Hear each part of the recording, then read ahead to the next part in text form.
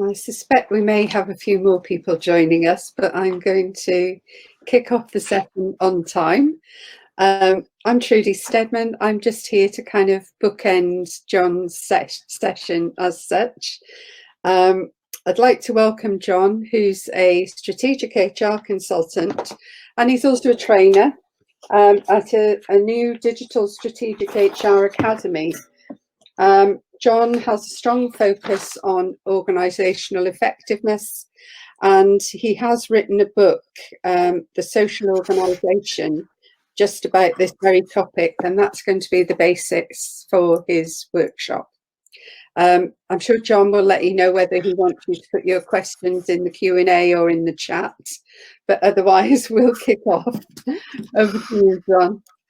Thank you, Trudy. Appreciate the introduction. Wonderful, and wonderful. Thank you so much for everybody joining. That's great to see you all. And yes, please, absolutely. So I'm keeping an eye as much as possible. So when you sort of notice me jigging around, I'm keeping an eye on the conversations, the chat area, and the Q&A as well. And I'm hoping there may even be an opportunity to get people on stage with me towards the end. So if you've got audio and want to go on the webcam, it'd be lovely to have a conversation. These are workshop sessions, and I'm trying to make them as workshoppy as I can. However, I want to take you through some content first before we sort of get at least into that sort of real face-to-face chat. But do please keep your questions and comments going. Right, so what else do I need to say at the moment? Yes, so thank you for the introduction, Trudy. You were saying that I focus on organisation effectiveness, so yes, absolutely, that's what I'm going to be talking about. Sort of building on my book, or at least, so I want to take you through some of the main conclusions in my book, The Social Organisation, but I'm really interested in applying those to further and higher education as well. So this is a workshop in a couple of different ways. Firstly, in the I am keen to make it participative and see where you're coming from. And secondly, it's not just a presentation. I'm not just going to take you through what I think, although there's going to be a bit of that as well. But I'm keen to share some insights with you. I've worked in a couple of universities, and that's sort of why I think this agenda is so apt and so important for education. But I'm keen to explore that with you. Right, anything else? Organisation, yeah, so I'm coming from an organisation effectiveness perspective to this, and I think it's relevant for two key reasons. Firstly, the conference as a whole is obviously exploring future talent, which is great. We do need future talent, but if we're simply managing and developing future talent, and we're not, but they're not in a future organisation, then they're still not going to be optimizing their potential for us. And in fact, for those Dave Ulrich fans out there, I mean, Dave's last sort of 3 books, I think, have all been on the organisation. And the thing he's saying time and time again at the moment is, based upon his research, talent is important, but the organisation has 4 times the value of talent. So, if all you're doing is recruiting, managing, developing talent, but you're not looking at the way that you're organising talent and work in the organisation, then you're still missing a huge amount of opportunity. So therefore, would just like, because this is a workshop and I'm keen to get you participating, so just to get you into that mode, a quick poll to kick us off, really. That one. Okay, so if the organisation is that important, I'm keen to understand from you how much energy, time, activity you put into the organisation, rather than simply managing and developing individual employees. So you should be able to see the poll. If you can't see the poll and the poll questions, down in the, gosh, one of the corners, I can't work out, there's a icon with 4 boxes in. You should be able to do something with that in order to be able to see the poll question and the poll responses. Well, let me share that with you so you can see what you're all saying. So there you go. So somebody saying sort of a quarter of the time, which is sort of what I'm expecting. A couple of people saying twice as much, focus on the organisation. Well done, excellent.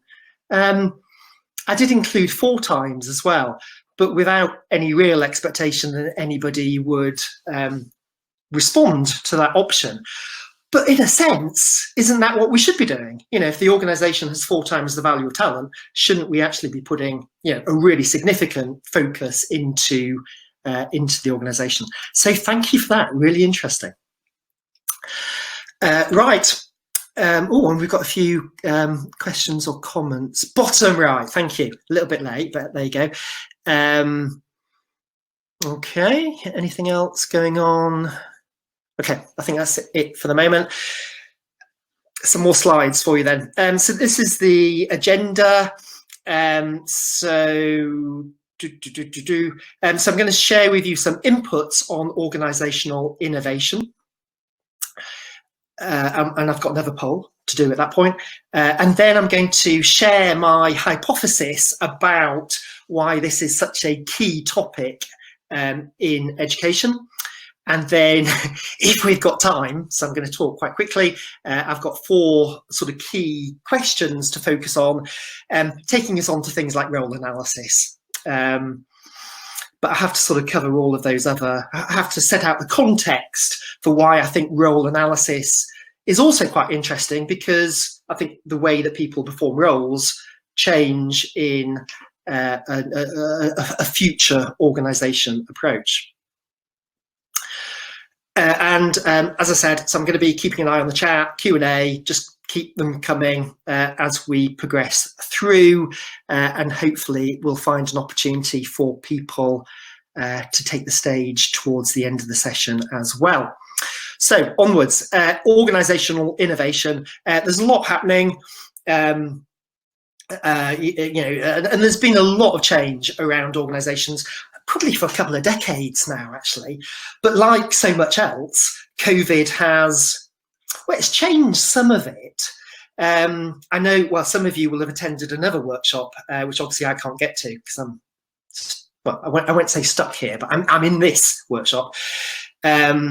But yeah, the other workshop on organisations, talking about the increasing use of remote and digital and so on. I mean, that's a big shift, absolutely. Although in a sense, it's not new, you know, because we were doing those things prior to COVID. So actually, for me, COVID hasn't changed very much. But it's certainly accelerated shifts towards what we were already doing. But all of these things that I'm going to be talking about that are based in my book, The Social Organisation, written a couple of years ago, I just think apply. They applied then, they apply now. It's just they apply even more today because of all of the shifts we've been going through. But I'm going to come to organisations from a slightly different perspective to that other workshop, and also from most of the other commentary about organisation. So certainly if you spend as much time on social media as I do, there's a lot of conversation about getting rid of bureaucracy and getting rid of hierarchy and moving to self-managing organisations and all of these sort of things. And I think they're all great ideas. And these are the 4 key books to have a look at in that area. And they're all good books and they all make excellent points. I'm just not completely convinced that hierarchy is the big issue that everybody seems to think it is. You know, there's been a trend towards delayering organisations, collapsing hierarchy, moving to self-management in certain aspects, again, for a couple of decades. And it's a good thing to do. You know, if you can collapse hierarchy, reduce the number of managers, well, you reduce heads, you reduce costs. That's a good thing. That's really useful for organisation effectiveness.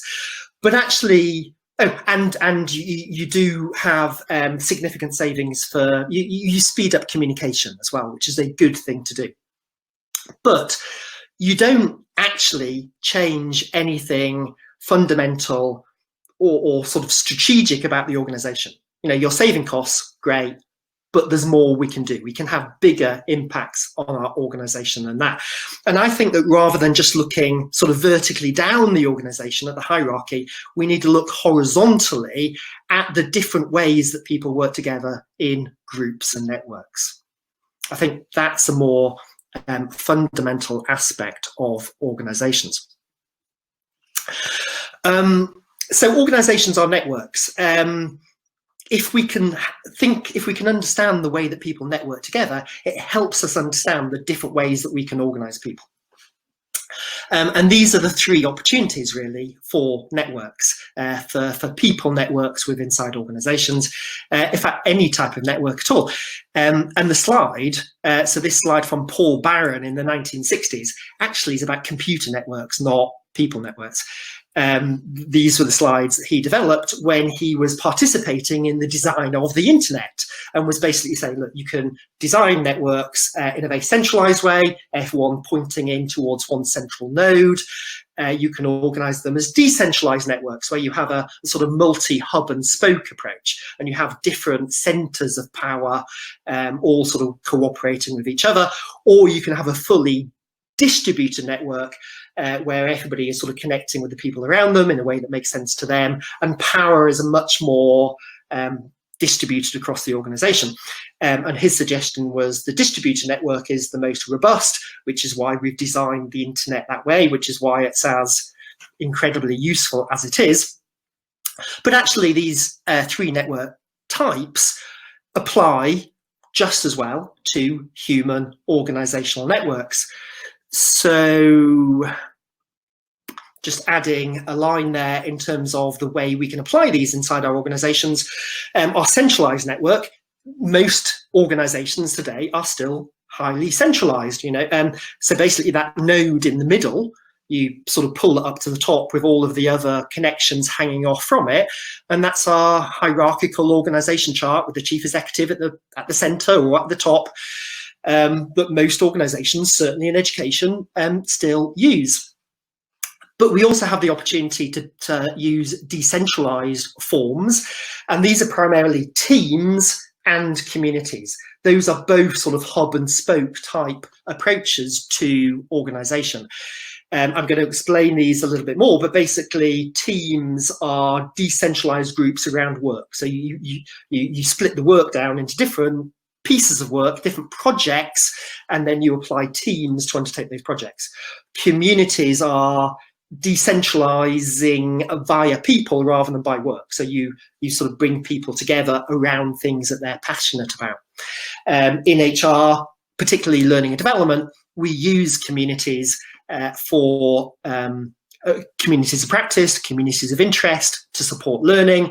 Exactly the same type of thing I'm talking about, apart from I'm going to go on to focus on what I call communities of performance. So not just communities coming together to do learning, but communities that will form in order to have a demonstrable impact on business performance. And the third type of way of organizing here is distributed networks, which are less common in organizations, but are increasing in popularity. And in fact, in today's environment, I think are increasingly essential aspects of organization. So I'm going to explain how you can use communities and networks over the next sort of few minutes. But before I do that, rather than use sort of Barron's classification, because I'm a consultant, I like using 2x2s. And this is my favorite way of describing these four different types of groups.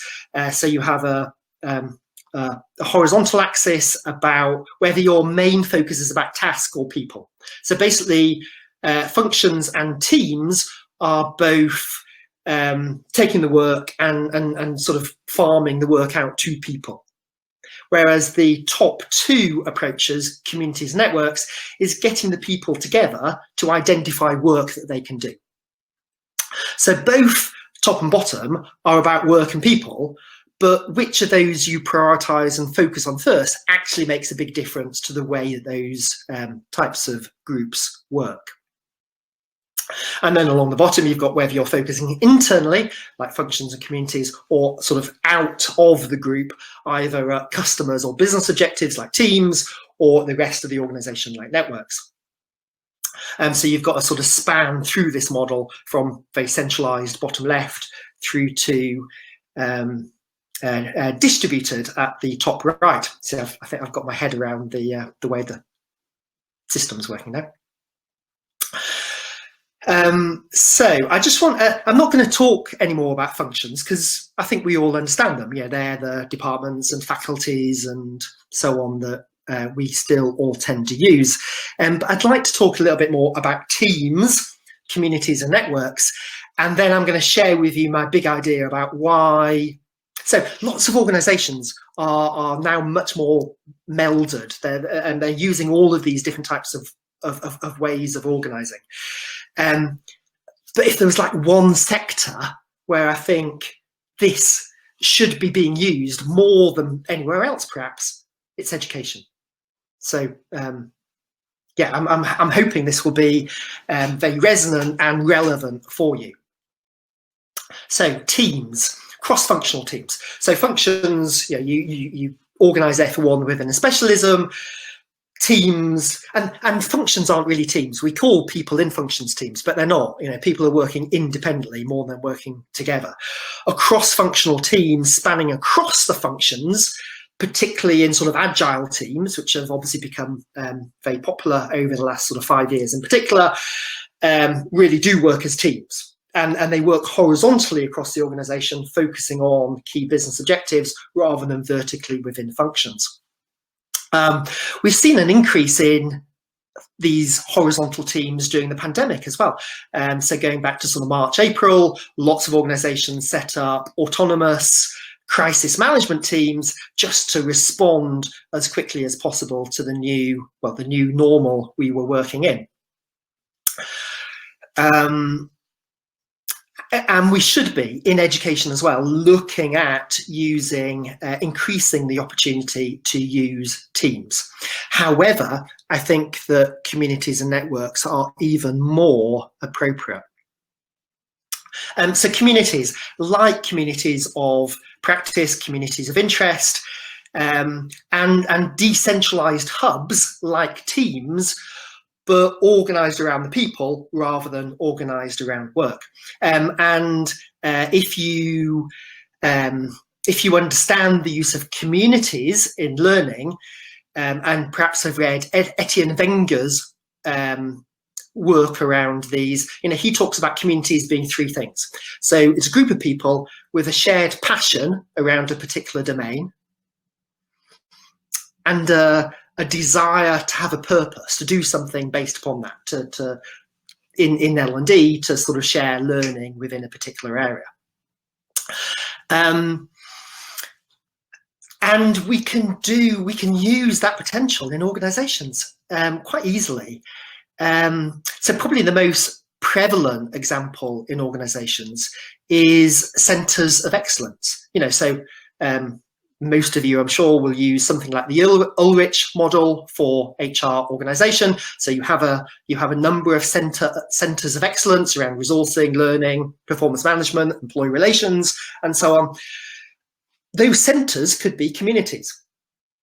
Communities are less bounded; they're more blurred. You know, so you'll still have specialists within those communities, but you might have people from other areas of HR, some of the business partners, some of the service centre agents, some of the project staff working within those communities as well. And you might have people from the rest of the organisation, the rest of the business, who have a particular interest in a particular area.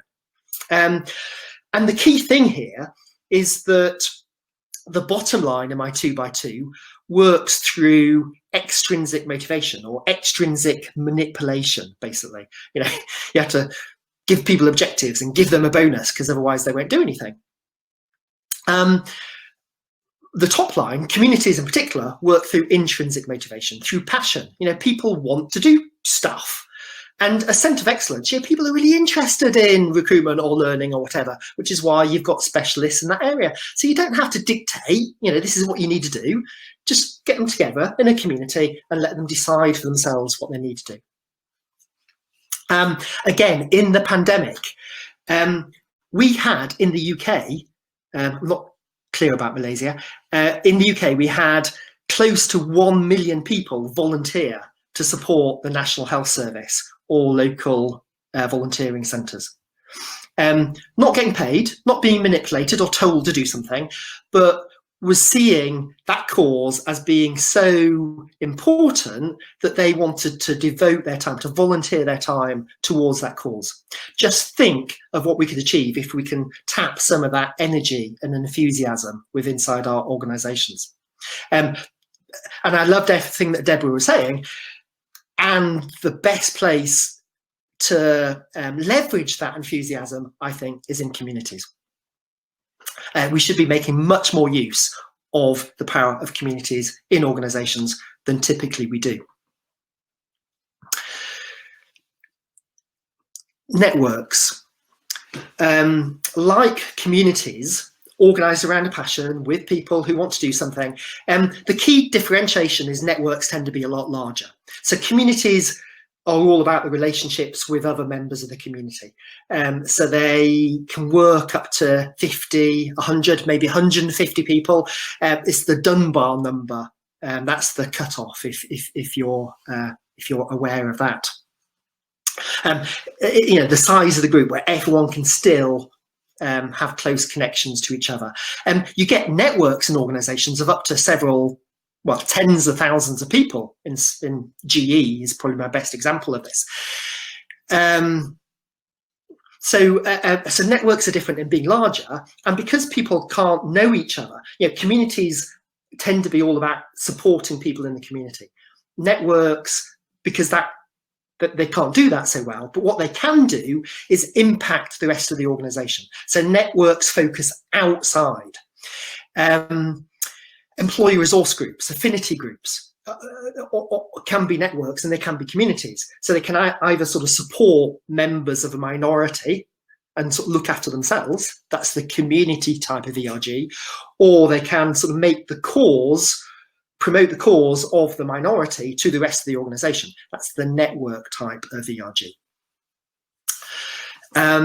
Networks are brilliant for change. If you know John Cotter stuff on change management, his latest book, Accelerate, was all about doing the same 8 steps, but from a network perspective. So rather than a guiding coalition being sort of, the high potentials that the executive team have identified, they're now key influencers across the organisation, perhaps identified through organisation network analysis, because if you can identify the people with the key influence, and then you can influence them, they sort of influence everybody else just through what they normally do. So actually you don't need to change the organisation, you just need to change that sort of 5% of those key influencers, and then everything else changes as a result. And networks are also key for innovation, because innovation comes through conversation, but conversation with people with different perspectives. Just talking to the HR person sitting next to you does nothing for innovation. You need to connect with people with different experience, different insights through networks across the organisation. We need networks in order to innovate.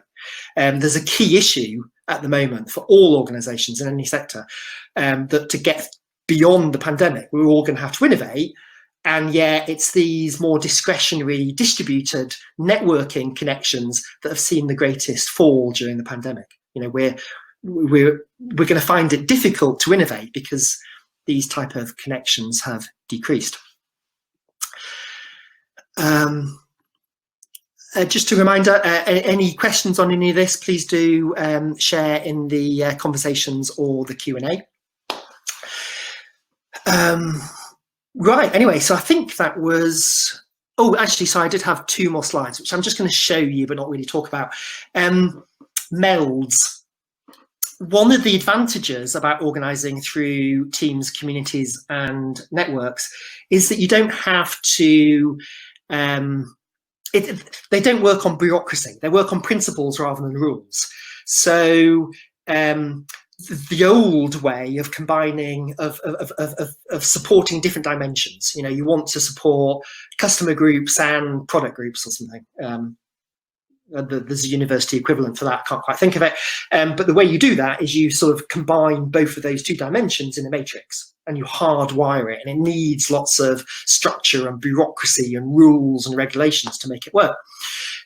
Communities and networks in particular aren't like that. So I talk about a meld, and my metaphor, my image of this is just sort of layers of benzene or something else sort of sliding over each other, you know, in a much looser type of approach. So actually, it's a lot easier. You don't have to do, once you're organised through communities and networks, you don't have to do this sort of big horrid restructuring anymore. You just let things adapt. It's a much more agile way of managing and changing an organisation. So that's a meld. And then the next slide I'm definitely not going to talk about, but you've got the link bottom left. If you're interested in this, go and have a look at the link. This is how I see HR developing in the future as a melded network. So HR isn't going to be a function, because we don't want to just organise functionally. We want to be a distributed network, including project teams, communities, networks, network brokers, all of these sort of things. This is my suggestion of what's beyond the Ulrich model, you know, where we're going to go next. So if you're interested in future-oriented HR transformation, or you just want a little bit more background to what I've been talking about, that's a really good place to go to have a look. Okay. Those were all of my contact details, just in case I forget to share them later on. So the book, The Social Organisation, there's more in there. That's the academy that Trudy was talking about. And, you know, you'll get me on LinkedIn and Twitter and all of those wonderful places. Actually, and what I wanted to do while I had that slide up was to show you another poll. Because I'm really, so I'm going to, yes, I forget where I was going to go. Okay, we'll do the poll because I'm talking about it. Right, so I think communities and networks are really important. I think we should be using them more than we are. I'm going to go on to explain why I think there's a particular opportunity in education, and then we're going to get on to some more practical applications of that in terms of leadership development and role analysis and so on. If I talk quickly enough, that is. Oh, blimey, this is amazing. See, my hypothesis I'm going to share with you after this poll is that education is the best sector for this to take place. So anyway, let me share the poll, and then you'll see why I was saying blimey. Right, there you go. So one of you saying about 5%. That's sort of what I was expecting people would say. A couple saying 20%, and a couple saying over or 30% or more. And actually in the last session, we also had someone saying 30%. Now, when I first did this poll, I was going to follow the same structure as the last poll. So I was going to have 40% or more. And I thought, no, nobody's going to say 40% of their work is done through communities and networks. And maybe you do, because you've said over 30%. Maybe that's 70%. Brilliant. And get in touch, chat here, or I'll be at the conference the rest of the day. Come back to me, let me know who are you, or let's have a face-to-face conversation. I can invite you to the stage. We are running out of time, but we'll get a little bit of time to do that. I'd love to know what you're doing and how you're using communities and networks. But let me take you through my hypothesis, and then you can tell me whether that is how you're using these or not. I've got a slide for this somewhere. There. Right. So currently, because I've done a couple of fairly sizable consulting projects in education over the last couple of years, and I've had a number of conversations with other HRDs in other mainly higher education institutes. And I've been told that these ideas resonate, but I've not really found any extensive use of them so far. My experience is that most education institutes are still organised as functional hierarchies. However, what I found really interesting talking to people in a couple of different institutes is, and talking to some of the staff as well, not just in HR, and a couple of things I found quite interesting. So firstly, particularly in higher education, so I've talked to quite a few academics who say, look, I love the work I'm doing, but what I really want to do is teaching. And actually, I've got to do all of this research that I don't really like. But I've got to do it. And, you know, and there's a few of those around. Although actually, it's much more common, as I'm sure you know, the other way around. Most of the academics I've talked to say, I love doing research and the university makes me do all this horrible teaching and I'd much rather do that, but I have to somehow find the time for both. And I just find that really interesting, that we've got two very different areas of work and yet we manage them exactly through the same way. And I don't think we need to do so. Teaching, I think we probably do. I suspect if you got all of your academics together into a community and told them to self-organise and do good stuff, none of your students would get taught. Just wouldn't happen, even online. So I think we do, for teaching, you need that command and control structure with extrinsic motivation and objective setting and bonuses, perhaps, to get that done. Research, I don't think you need to get it done because I think it's all about intrinsic motivation. It's just bringing academics together in relevant groups and just, you know, nudging them and encouraging them, and they're off. You know, the bureaucracy that you need for teaching, for research, just gets in the way. And the second thing is the comments I made earlier about innovation apply for research as well, don't they? That research, interesting research, useful research, important research happens when you get different functions together coming up with sort of new ideas about doing something. It doesn't happen within a function, it happens cross functions. And the third insight is that in certainly a couple of universities, your practice support staff feel they cut off from the sort of main focus around academia, and would love to get more involved. And that point I made about centres of excellence would therefore apply, that if you had more use of communities, there would be more opportunity for practice support staff to get involved alongside their academic colleagues as well. So my hypothesis, my proposition to you, and perhaps simply my reflection of what's already happening based upon that poll, is that universities for research, and you know, there are going to be other opportunities in higher education, and I hope, I mean, again, I'm interested in talking to people in further education as well.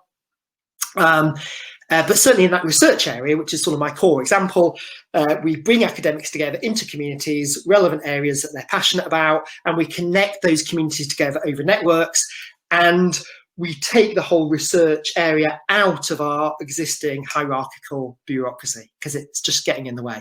So you have two sort of tandem, separate but connected ways of organising your people. That's my suggestion.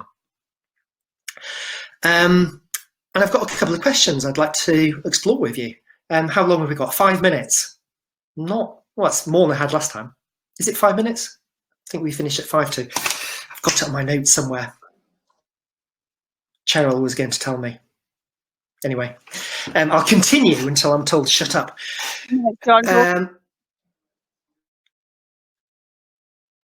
Anyway, right, so 4 questions. Does my argument stand up?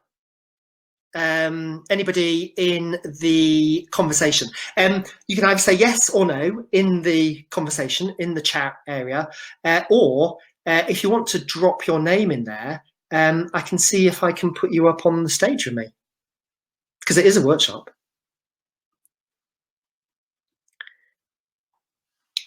And I think the first and second question may sort of relate, don't they?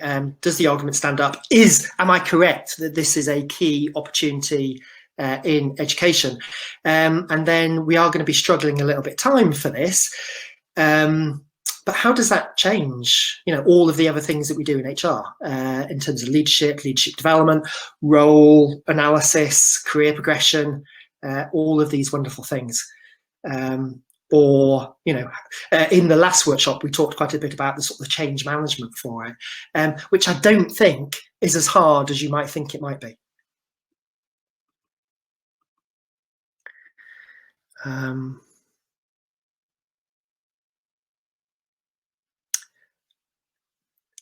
Thank you, Trudy. I'd love some more questions from people. Please dive in. But thank you, Trudy. I suspect line managers may see this as losing control.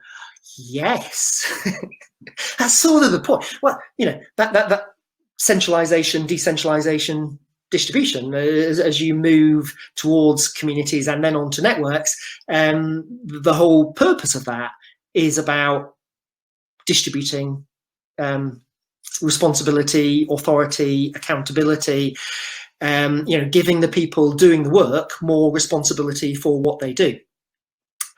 Those 4 books I referred to previously, the really key one that I'd encourage you all to have a look at is Humanocracy, Gary Hamel's new book. It's really very good.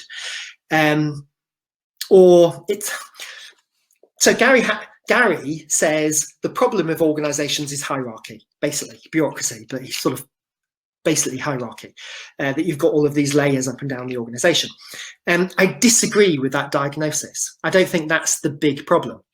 But actually, the solutions that he identifies as the solution for his problem are basically the solutions for my problem as well. We've got to empower people. We've got to enable people to take responsibility for what they do. The difference I have to Gary Hamel is that he suggests you can sort of get rid of all of your bureaucracy and rules and regulations and control and everything across the organization. And I just suspect most organizations won't want to do that. I don't see functional hierarchies. This is the point about the Meld. I don't think the old traditional ways of organizing go away. I just think we have to meld them with some of these new opportunities. So you still have a little bit like I was saying for universities. You keep the bureaucracy for the teaching, but in this other area, in research, you can let people do things in a different way. You need the control for that. You don't need the control for the other piece. So I agree, there is a cultural change involved in doing this. It's not just an organizational change. But based upon my conversations that I was relaying to you, I think you'll find your staff and managers ready for this change to take place, because I think they understand that the way we're currently managing people actually don't help us to achieve what we're trying to achieve. Kate, thank you for your comment. Are there any recommendations on how to introduce a more collaborative model into organizations that are historically driven by siloed working? Yes. This is the Meld again. So I've had lots and lots of conversations with people in different sectors about the difficulty jumping into a very different way of organizing, because it looks very scary, but it's not. And what's scary actually is changing your existing functional structure, restructuring from that hierarchy to that hierarchy, because you know how this works, don't you? I know there's quite a lot of this happening in education. So you start at the top with a principal, and you put everyone into a job, you put all the roles into a job pool, and you cascade that all down, and everybody sort of has to reapply for their own job or a different job, and it's a huge disruption. That's what's scary, that traditional restructuring. We do that far, far more than we should do. all you've got to do for what I'm proposing is you keep that in place, but you just bring people together into cross-functional teams and communities on top, and you enable those, and the more you enable them, the stronger you get, and eventually you end up in a situation where most of the work is taking place through the communities and networks rather than the functions. But there's none, you don't have to do that big mechanical disruptive restructuring that we've had to do in the past. I think I'm out of time. You are. I'm sorry, John, to interrupt you, because that was really fascinating, actually. I thoroughly enjoyed that. Can I just ask that everyone moves themselves off now to break and networking? But please come back to the closing remarks at 3:10, because if you have entered any of the competitions, that's when the winners will be announced. So we'll see you there, and thank you again, John. My pleasure. Thank you, everyone.